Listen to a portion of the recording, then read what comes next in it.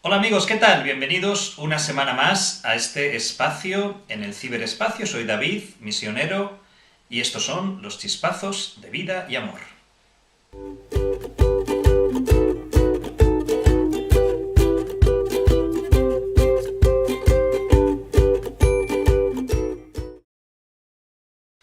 Creo que todos en los últimos días, en las últimas semanas, independientemente del lugar en el que nos encontremos, del lugar en el globo terráqueo en el que nos movamos, hemos tenido la oportunidad, a lo mejor en mayor o en menor medida, de conocer por la prensa, por las redes sociales, la situación que se está dando en Cataluña en referencia a el deseo de independencia del gobierno catalán y de, por qué no decirlo también, un gran número de personas que viven en esta comunidad autónoma española.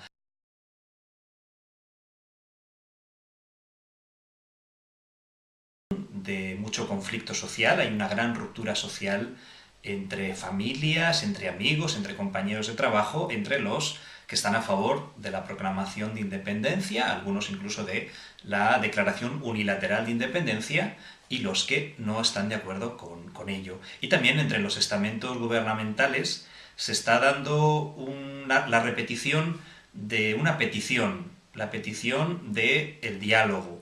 Y es aquí donde me gustaría centrarme hoy. Ya sabéis que los chispazos no son ni un lugar de opinión, ni de reflexión política, de sociología, ni intentamos dar argumentaciones que orienten nuestro pensamiento hacia un otro sentido. Los chispazos son un lugar de aprendizaje. Tomamos referencias de las cosas que ocurren normalmente, puede ser a nivel personal, en este caso mías, o cosas que ocurren en la sociedad, en los países en los que vivimos, e intentamos aprender de ellas, extraer de ellas aquello que nos puede servir para nuestro propio proceso personal y para nuestra maduración como personas. Vamos a intentar hoy que esta situación que se está dando en Cataluña, y en concreto, como decía, esta petición de diálogo, ilumine nuestra propia realidad. El diálogo. Vamos a intentar centrarnos un poco en qué nos aporta todo esto para nuestra propia vida.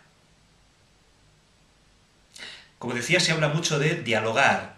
El gobierno catalán pide al gobierno español diálogo. El gobierno español le pide al gobierno catalán diálogo. Los otros partidos políticos piden diálogo. La masa social, las organizaciones no gubernamentales, los movimientos sociales piden diálogo. Y sin embargo, nadie se sienta a dialogar. ¿Qué será lo que pasa? Bueno, pues tal vez lo que ocurre es, siendo a lo mejor un poco simplista lo que voy a decir, lo que ocurre es que estamos usando una palabra, la palabra diálogo, para hacer referencia a otra cosa. Estamos usando mal el concepto. Normalmente cuando se está hablando de diálogo en esta situación, se pone un presupuesto.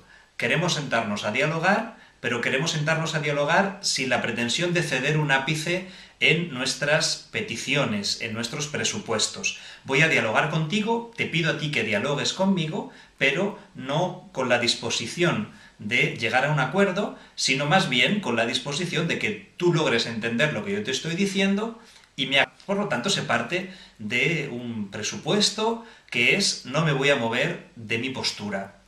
¿Realmente podemos llamar a eso diálogo?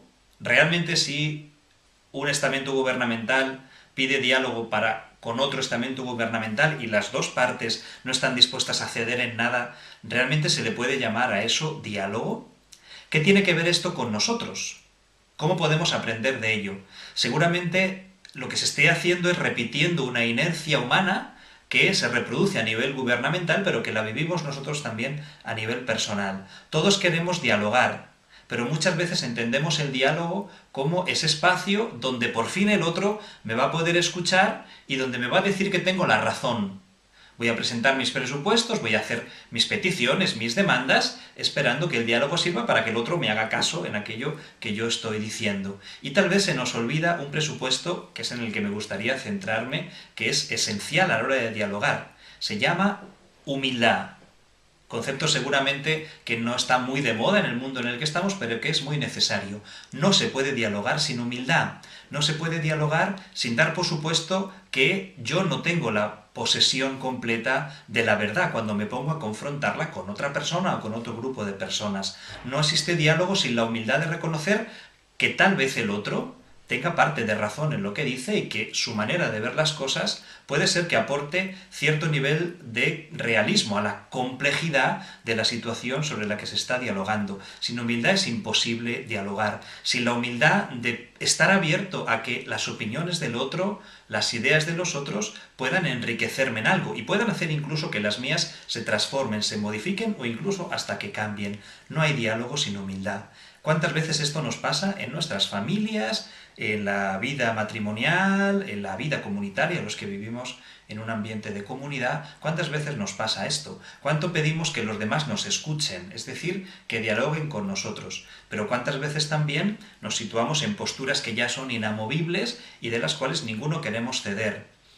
Se tendría que producir un auténtico milagro para que se dé un acuerdo cuando se parte de presupuestos tan cerrados, tan fijos y con tan poca disponibilidad, con tan poco margen de movimiento entre unas posturas y otras. No habrá diálogo sin humildad.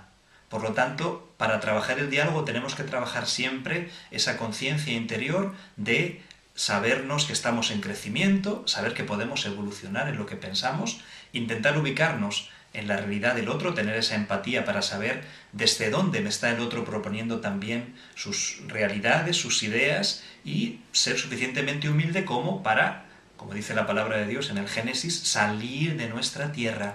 Sal de tu tierra, sal de tu manera cerrada de ver las cosas, por mucho que sea verdadera. Sal de esa mentalidad de que el otro tiene que venir donde tú estás, y que entonces si lo has conseguido habrás dialogado bien, cuando en realidad lo que has conseguido es tal vez aplastar la idea del otro. Humildad para el diálogo, humildad para la vida común, humildad para la vida familiar, matrimonial, social, porque sin humildad no hacemos nada. Y al final todo se resume en la humildad de saber que la verdad absoluta solo la tiene Dios, y aun teniéndola Dios dialoga con nosotros, baja a nuestro nivel y se pone a vivir ese diálogo de amor entre sus opiniones y las nuestras, la humildad de saber que todos nos podemos equivocar y que seguramente en la suma de todos, en el punto medio, en esa realidad donde tú aportas lo tuyo y yo aporto lo mío, estará el punto final de la negociación que nos haga enriquecernos a todos. Pues un abrazo grande, nos vemos la próxima semana. Pasadlo muy bien, haced todo el bien que podáis y disfrutad de hacerlo.